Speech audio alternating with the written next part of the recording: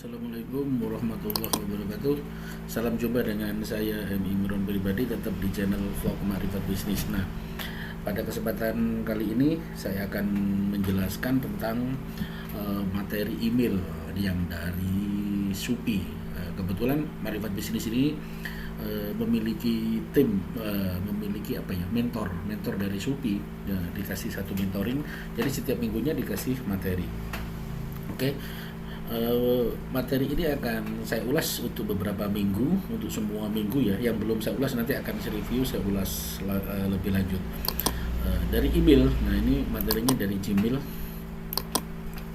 dikirim lewat Gmail, materinya lewat email. Oke, nah ini dari Mas Daniel. Mas Daniel ini sebagai mentoring atau CS-nya lah, yang menanganin Makrifat Bisnis itu dikasih satu operator untuk CS sharing ya, secara yang menangani khusus akun Makrifat Bisnis. Mungkin Mas Daniel juga memegang sebagai regional manager marketing dari Shopee.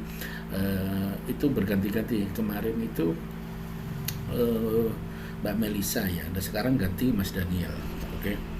Nah, email yang pada kali ini emailnya pada minggu ke-10, yaitu tingkat pesanan yang tidak terselesaikan. Nah, apa yang dibahas pada materi hari ini? Materi pada minggu ini, salam Shopee. Saya bacakan. Halo Makrifat Bisnis, terima kasih telah mengikuti materi di minggu sebelumnya. Di minggu ini kami akan membahas mengenai tingkat pesanan tidak terselesaikan. Poin-poinnya adalah apa itu tingkat pesanan tidak terselesaikan, yang pertama. Yang kedua, bagaimana tingkat pesanan tidak terselesaikan ini dihitung. Yang ketiga, di mana penjual dapat memantau tingkat pesanan tidak terselesaikan di seller center. Yang keempat, apa yang terjadi apabila penjual memiliki tingkat pesanan tidak terselesaikan yang tinggi. Kemudian yang kelima, apa yang harus dilakukan penjual untuk mengurangi tingkat pesanan tidak terselesaikan. Nah, materi terlampir, silakan pelajari materi terlampir terlebih dahulu, dan tim kami akan menghubungi Anda di minggu ini pada hari dan jam kerja. Untuk pertanyaan lebih lanjut silahkan hubungi saya di danielcahyadi@shopee.com. Nah, ini materi ini sudah saya download di Google Drive ya, di Google Drive Makrifat Bisnis. Ini Google Drive Makrifat Bisnis, saya buka langsung ya. Nah, ini materi Shopee akan saya kupas menarik, yaitu materi tingkat pesanan yang tidak terselesaikan. Yang pertama adalah tingkat pesanan tidak terselesaikan. Apa itu tingkat pesanan yang tidak terselesaikan? Tingkat pesanan yang tidak terselesaikan itu adalah persentase pesanan yang dibatalkan oleh penjual atau pengajuan pengembalian dana oleh pembeli dalam 30 hari terakhir. Nah, berdasarkan jumlah pesanan yang diterima dari penjual, data diperbarui setiap Senin. Artinya ini adalah yang dimaksud pesanan tidak terselesaikan adalah tingkat batal yang tidak terkirim atau dana yang kembali, itu dihitung menjadi pesanan tidak terselesaikan. Kemudian, memiliki tingkat pesanan yang tidak terselesaikan yang rendah akan membantu penjual dalam meningkatkan pengalaman pembeli yang lebih menyenangkan, penilaian yang lebih baik, dan penjualan yang lebih tinggi. Nah, benar sekali memang pesanan yang tidak terselesaikan itu mempengaruhi rating dan seterusnya. Dalam hal ini memang di bidang craft Makrifat Bisnis banyak pesanan yang tidak terselesaikan di minggu ini, maka barang-barang itu sudah saya gudangkan semua. Saya gudangkan barang-barang yang kosong yang masih dalam proses produksi. Karena kami juga komitmen untuk memperbaiki performa kami, lapak kami, dan seterusnya. Nah, ini tetap saya perbaruin. Kemudian penjual harus menjaga tingkat pengembalian dan pembatalan pesanan tetap di bawah 10% bagi penjual dengan pesanan 50 dari 1 bulan, atau 5% bagi penjual dengan pesanan 50 dalam 1 bulan. Artinya 10% kalau penjualannya itu di atas 50 Makrifat Bisnis, berarti maksimal 10%. Kalau 100 transaksi berarti tingkat pesanan yang batal itu harus 10%, tidak boleh dari 10%. Nah, bagaimana di lapak Makrifat Bisnis? Kadang-kadang itu juga lebih sih. Kadang-kadang kalau saya cek itu juga lebih. Oke, saya ketik Shopee juga ya. Ini biar cepat, saya ketik Shopee. Jadi saya langsung bisa memonitor apa yang terjadi di lapak Makrifat Bisnis.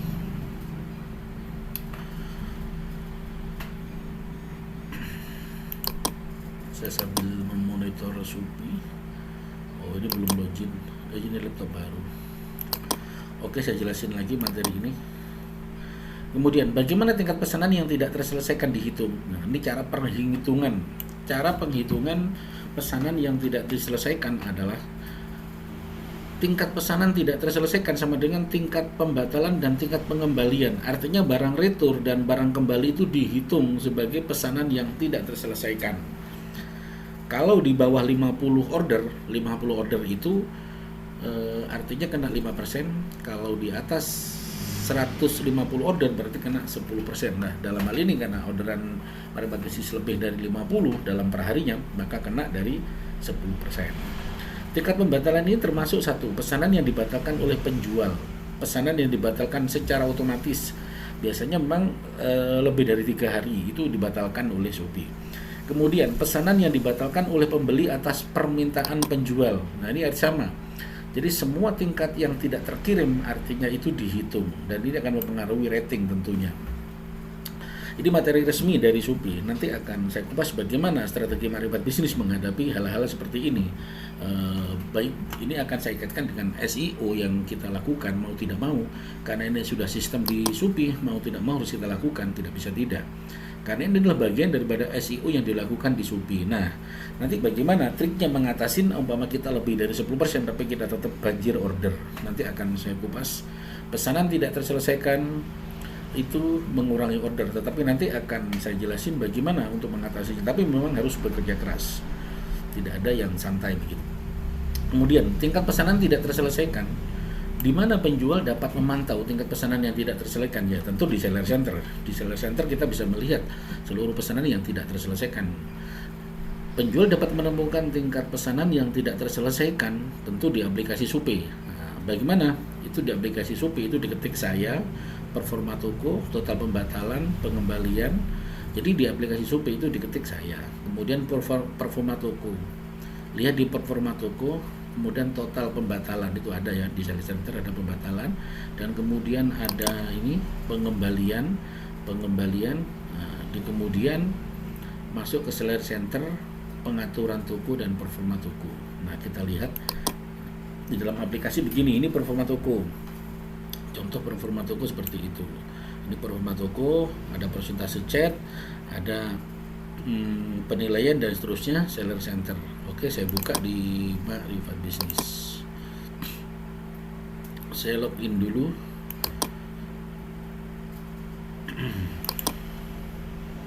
Ya, butuh OTP. Saya masukkan OTP dulu ya.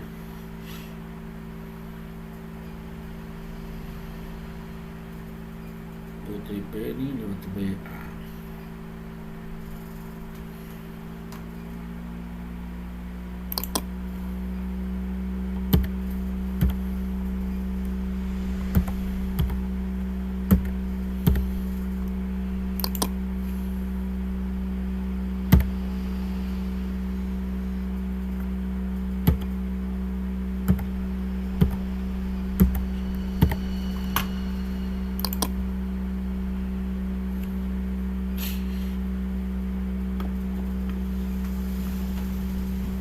Ini adalah seller center di lapaknya Maripat Bisnis.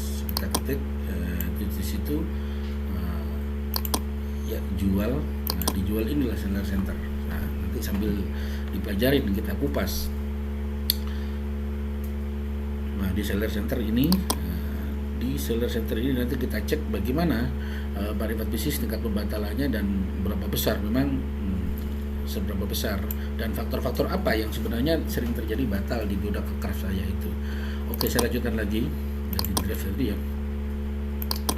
Kemudian apa yang terjadi apabila penjual memiliki tingkat pesanan yang tidak terselesaikan yang tinggi? Nah, ini setiap kali tingkat pesanan tidak terselesaikan di atas 10% bagi penjual dengan pesanan lebih kurang dari 50 atau 5% bagi penjual dengan pesanan kurang dari 50. Tadi itu lebih dari 50 10%, kalau kurang dari 50 5%. Maka penjual akan menerima 1 poin penalti dalam sistem poin penalti. Wow. Wah, ini kalau bicara penalti, Maripat Bisnis ini gudangnya penalti. Saya pernah mendapat penalti sampai ke 11 sampai ke 12. Secara sistem kena penalti memang nggak dapat order secara SEO.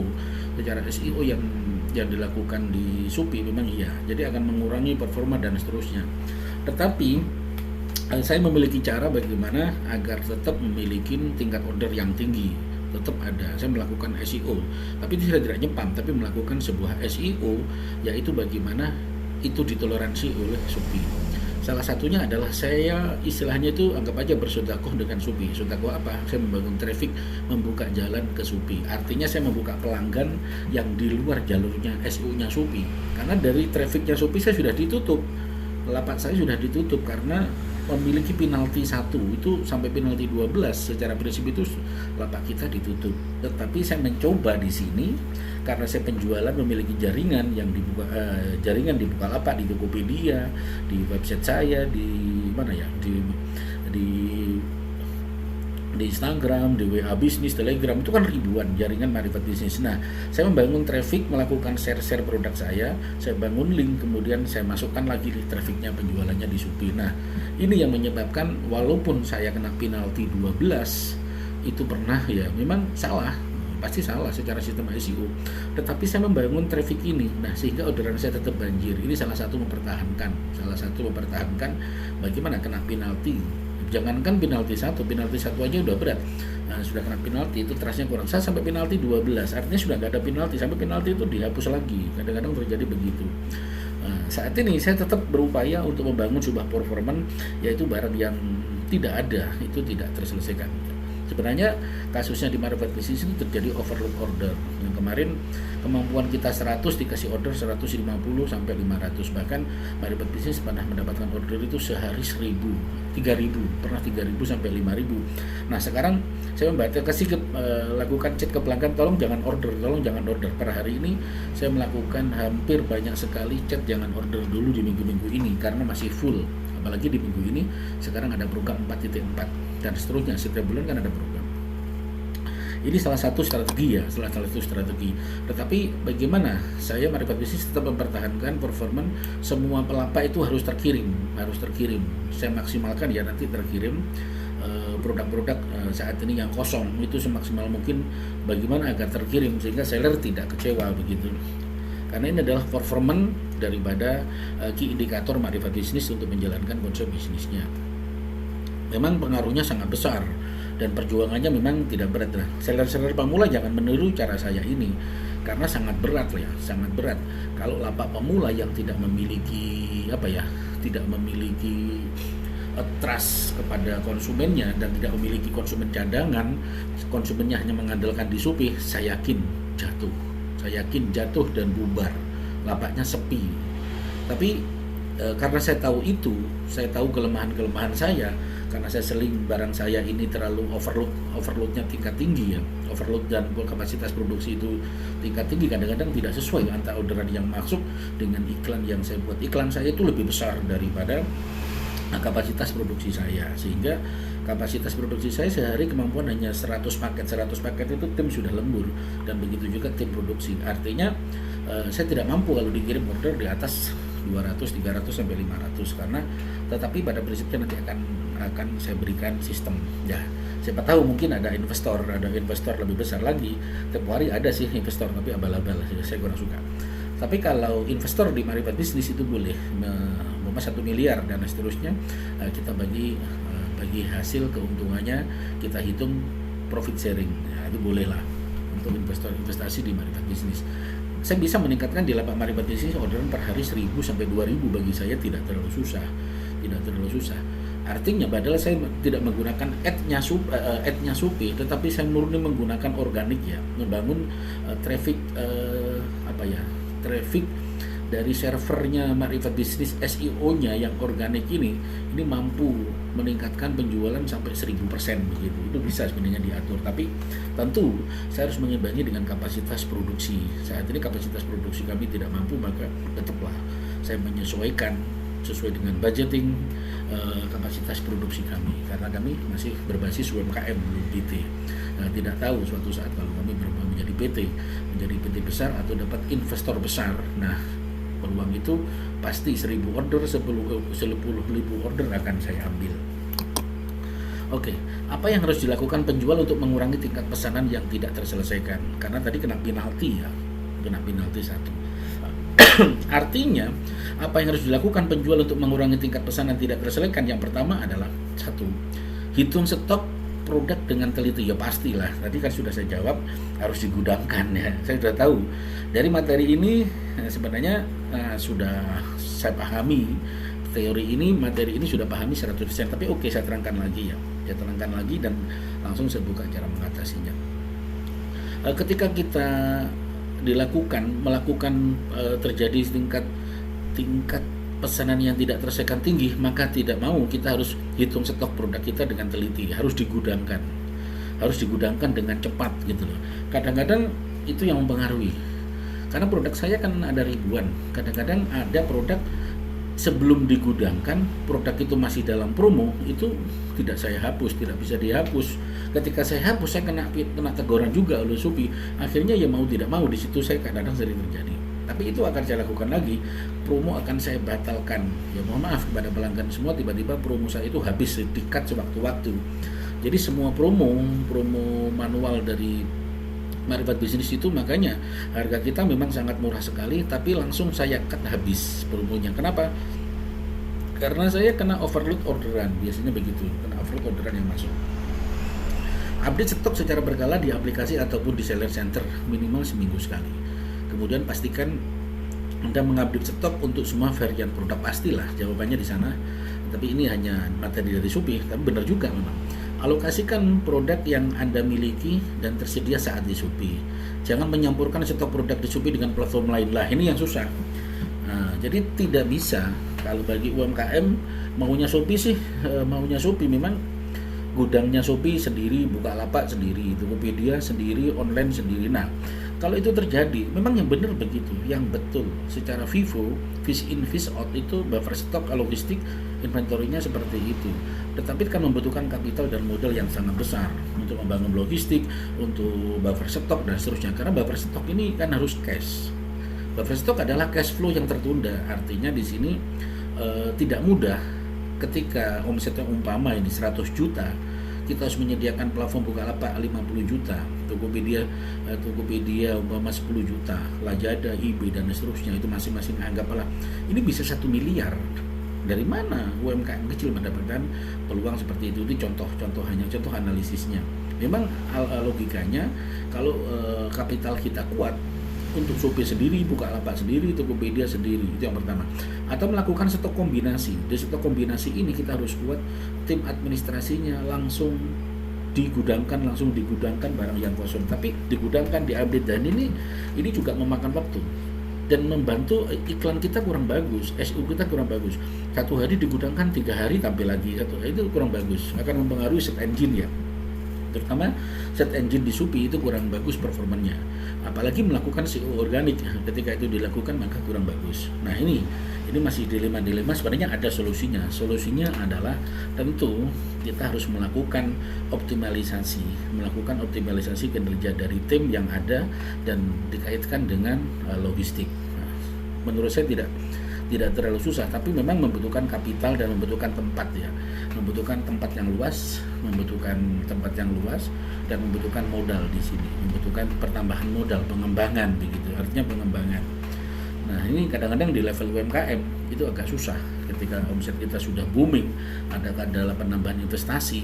Nah apalagi kita sudah masuk aliran MTR, masyarakat tanpa riba. Nah itu juga repot juga. Artinya modal kita harus pinjam bank, sementara kita bukan aliran pinjam bank, UKM yang aliran masyarakat tanpa riba. Kemudian kirim pesanan tepat waktu, pastilah. Untuk mengatasi pengiriman harus tepat waktu. Siapa sih yang tidak mau mengirim tepat waktu? Pelanggan mana sih yang nggak senang dikirim tepat waktu? Dan penjual mana yang tidak suka mengirim tepat waktu? Tapi memang lagi-lagi ini sistem bagaimana, sistem packaging, sistem finishing, sistem logistik, sistem inventory, sistem percetakan nota harus melakukan sinkronisasi yang tepat, kinerja yang tepat. Ini tidak mudah dilakukan, kelihatannya sepele, tetapi ketika orderan 1-2 oke, tapi ketika terjadi ratusan order, tim kadang-kadang itu melakukan pelanggaran SOP yang telah kita buat. Artinya ini akan terjadi di UMKM. Kenapa? Karena cloud logistik itu belum terpartisi. Artinya apalagi tempat stok ya. Nah, kalau tempat saya masih gabung stok, seharusnya stok mangkok di sini, gelas di sini, tasbih di sini, itu sudah ada partisi sendiri. Karena kita kekurangan tempat, kadang-kadang masih tumpuk undung gitu, ditumpuk-tumpuk. Nah, ini yang menjadi problem. Tingkat bagaimana SKU dari buffer stok ini harus diselamatkan, tingkat penyusunannya. Lagi-lagi membutuhkan space, dan space itu juga finansial. Nah, ini problem yang harus ditindaklanjuti. Mau tidak mau tetap harus melakukan upgrading, terus dilakukan review. Nah, saya selalu melakukan review ini untuk mengantisipasi bagaimana buffer stok kita yang kosong. Nah, itu. Kemudian kirim pesanan dengan tepat waktu, itu pastilah. Login setiap hari untuk memeriksa pesanan baru dan pastikan pesanan dikirim dalam waktu yang telah ditentukan.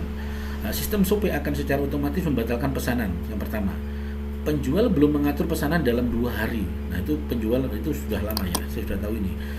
Pesanan dalam 2 hari setelah masa pengemasan berakhir, itu pasti akan dikembalikan.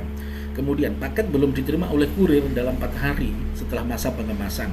Jadi 4 hari itu sudah dibatalkan ya. Ini sudah teori lama, tapi bagi pemula harus paham bahwa maksimal itu memang 4 hari setelah barang itu dibungkus. Artinya 2 hari itu harus diproses dan maksimal 4 hari harus sudah dilakukan pengemasan. Jadi paket belum diterima oleh kurir dalam 4 hari, maka ini akan dibatalkan secara otomatis. Kemudian pantau email dan notifikasi SOP secara berkala untuk pemberitahuan secara pesanan baru. Ini selalu ada di notifikasinya, pasti selalu ada begitu. Kemudian, jika penjual membutuhkan lebih dari 2 hari untuk mengemas produk, aktifkan fitur pre-order. Nah, fitur pre-order ini kadang-kadang juga mengganggu. Fitur pre-order ini kan mengganggu performance ya. Mengganggu performance artinya kita dianggap dropship, seperti dropship. Jadi kalau saya menyarankan penjual tidak perlu mengaktifkan fitur pre-order kecuali memang dibuatkan dulu, terutama barang-barang yang ready, karena fitur pre-order itu akan mengurangi pre-order dan mengurangi mindset PBS, pikiran bawah sadar kan customer atau pelanggan kita nggak punya barang begitu. Artinya nggak punya barang, kesan yang tampil pertama.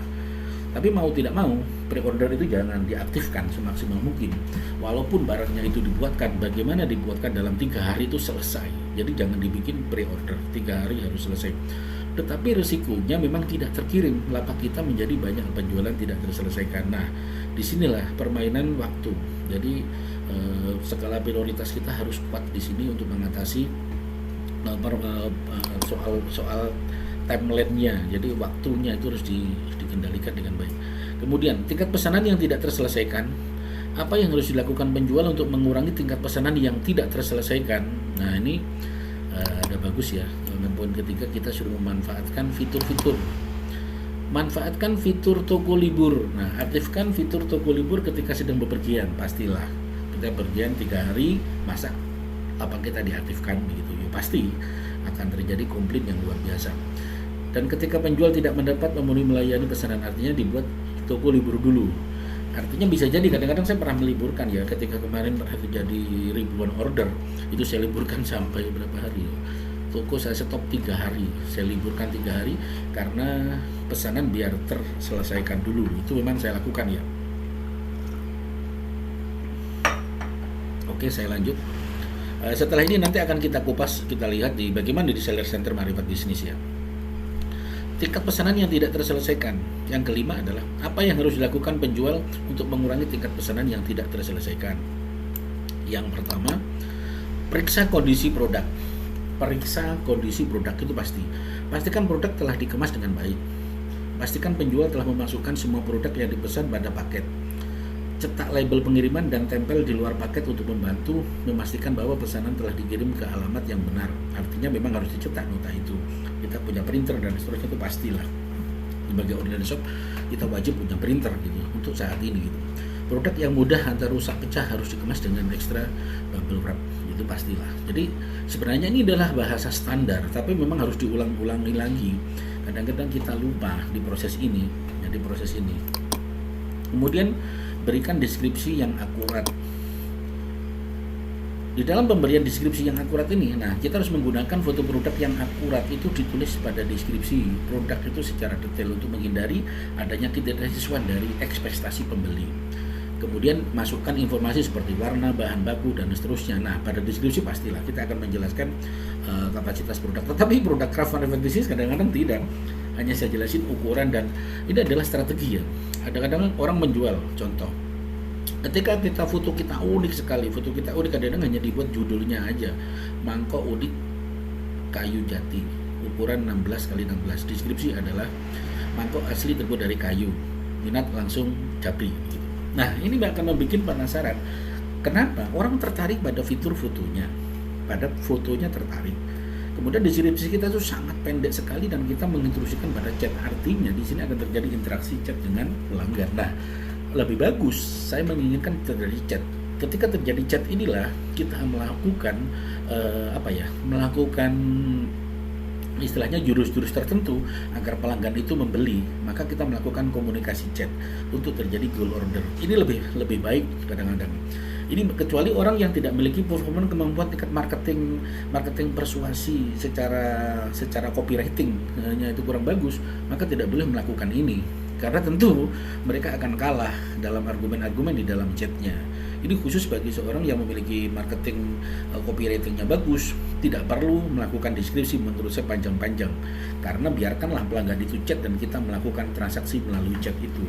Bagaimana kita melakukan kekuatan mendoktrin pelanggan itu agar jadi beli. Nah, itu kita lakukan seperti itu. Tapi bagi yang malas chat ya langsung aja. Kadang-kadang kalau terlalu banyak saya capek juga begini. Nah, tapi memang pada prinsipnya di manufacturing bisnis itu deskripsi sangat pendek sekali, sangat pendek. Saya mengharapkan terjadi sebuah interaksi chat. Nah, saya membangun emosional customer itu di sini. Saya bangun namanya emosional customer. Kadang-kadang foto itu saya burak. Foto itu di lapak saya memang tidak semuanya menggunakan kamera bagus. Saya ada DSLR juga, kamera lengkap sih. Kadang-kadang foto saya bikin kamera jelek aja. Saya bikin dari produksi langsung dipoto, langsung diupload.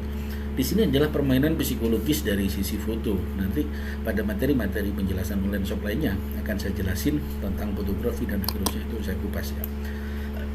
Intinya materi online shop yang di Shopee akan saya kupas habis.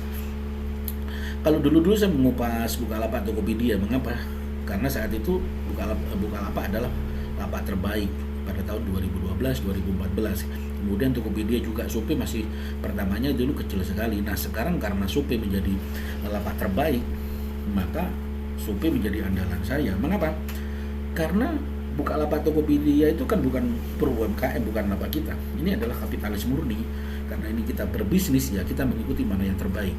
Yang terbaik Bukalapak kita ikut Bukalapak, yang terbaik Shopee kita Shopee. Shopee saat ini memang yang terbaik, marketplace terbaik di Asia Tenggara. Mau tidak mau, suka dan tidak suka, kita harus transaksi semaksimal mungkin di Shopee. Nah, tapi peperangan SEO, peperangan iklan, peperangan AdWords itu sangat gencar sekali di Shopee. Pertarungannya sangat ketat.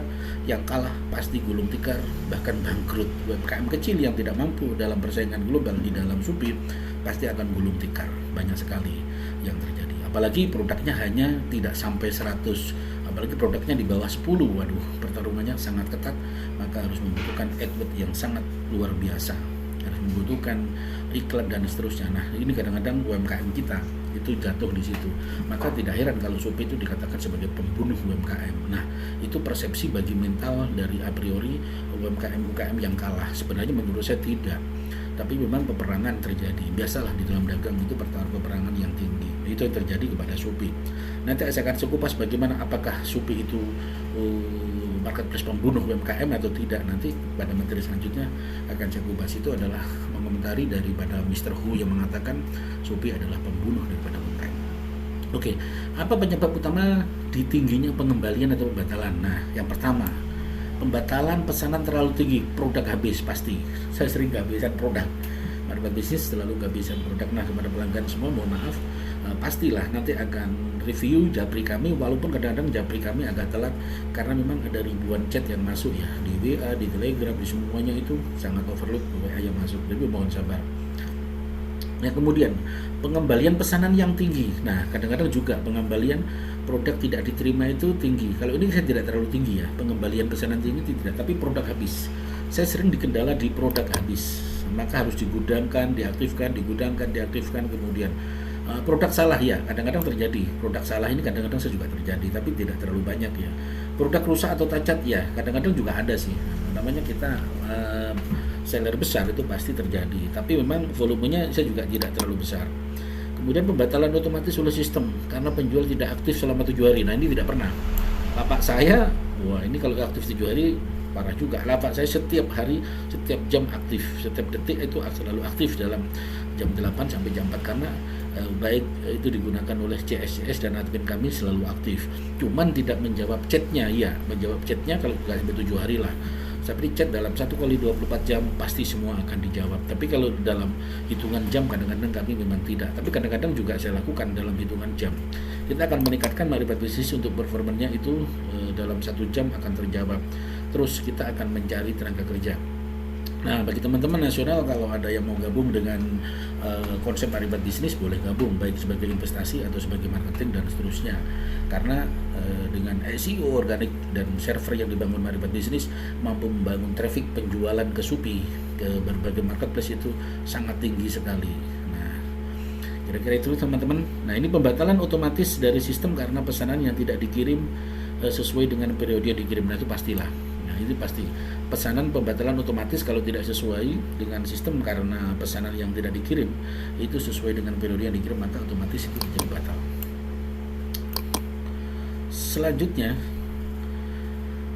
Selanjutnya akan saya kupas tentang, kita lihat review tentang dari seller centernya marifat bisnis. Jadi materi ini adalah sebenarnya materi mengingatkan. Ini bagus sekali. Nah, ini adalah kehebatan Shopee. Memang ketika pelapak terjadi penjualannya itu karena banyak tidak terkirim maka ini akan diberikan kepada pelapak.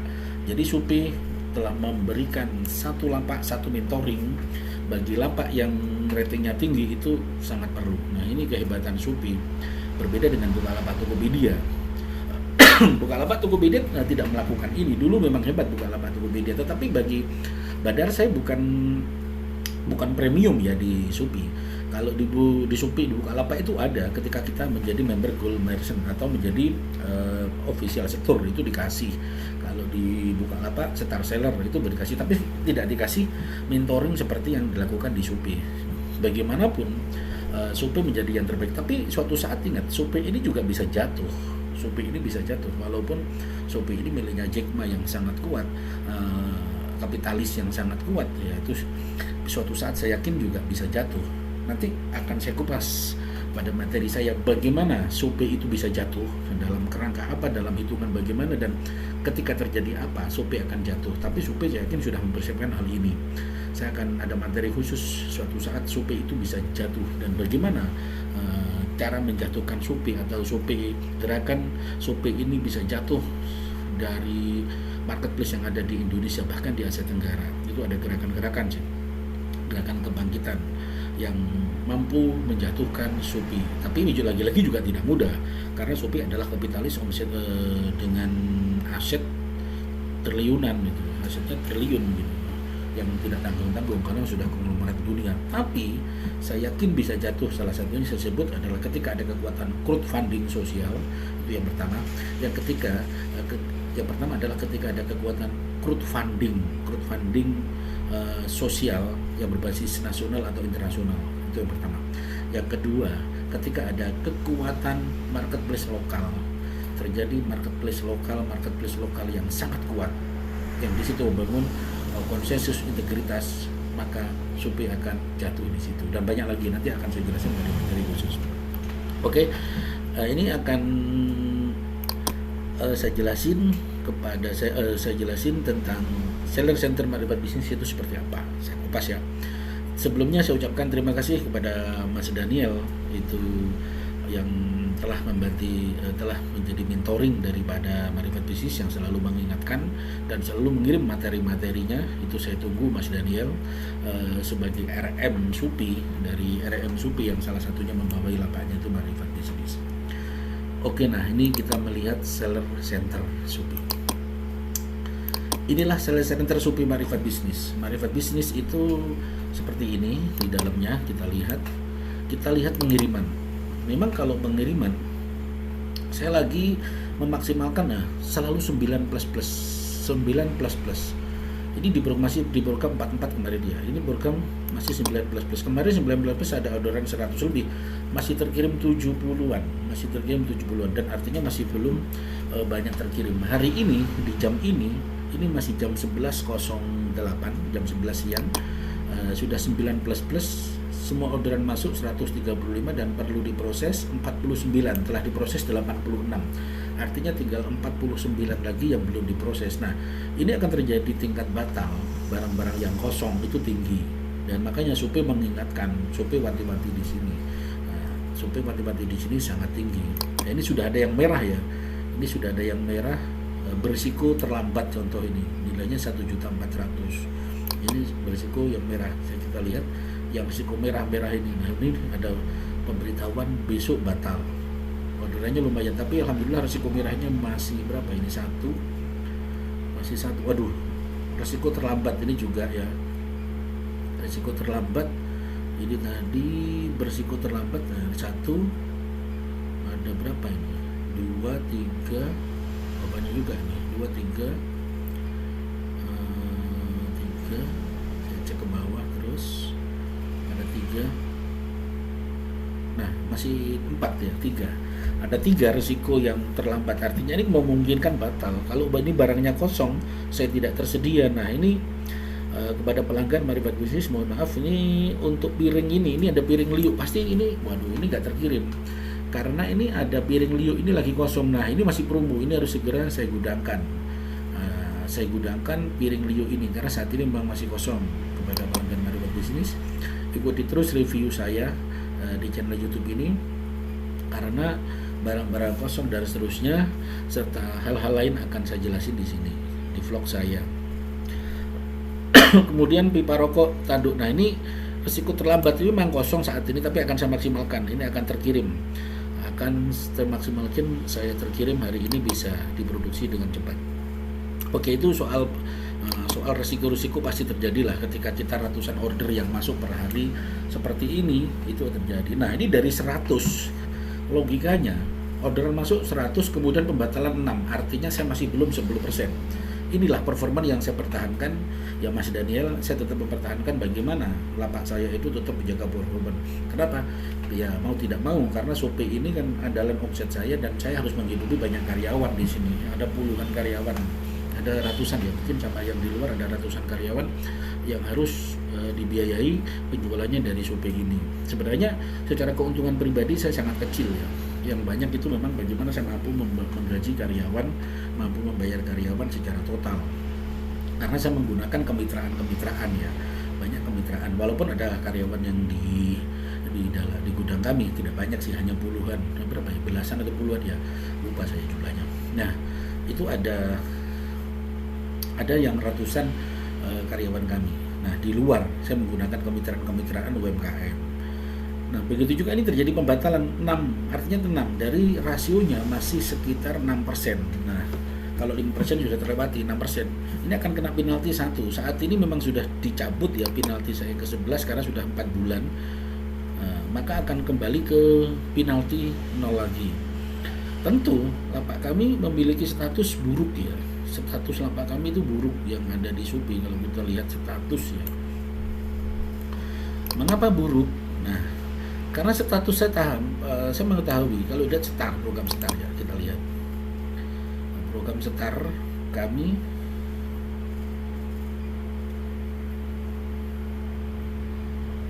nah ini kita lihat untuk setar seller saya susah mencapai ini, tidak tercapai. Tetapi seharusnya kalau saya setar seller ini sebuah dilematis juga. Kalau saya melakukan setar seller maka orderan saya jamin di atas ribuan.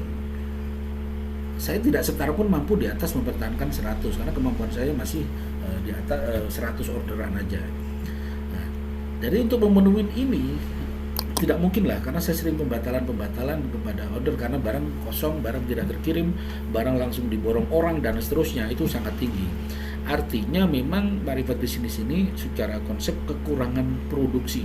Kalau orderan sudah banyak sekali, tapi kekurangan bahan, kekurangan barang. Nah, disinilah saya membutuhkan kapital investasi lagi dan berapa miliar lagi. Nah, itu membutuhkan kapital dan logistik. Nah, ya teman-teman kalau mau investasi monggo di bisnis Marifat Bisnis. Untuk investasi pengadaan logistik dan bahan penambahan produk itu bisa saya buka ya. Marifat Bisnis memang saat ini masih sudah menjalankan dari crowdfunding ya.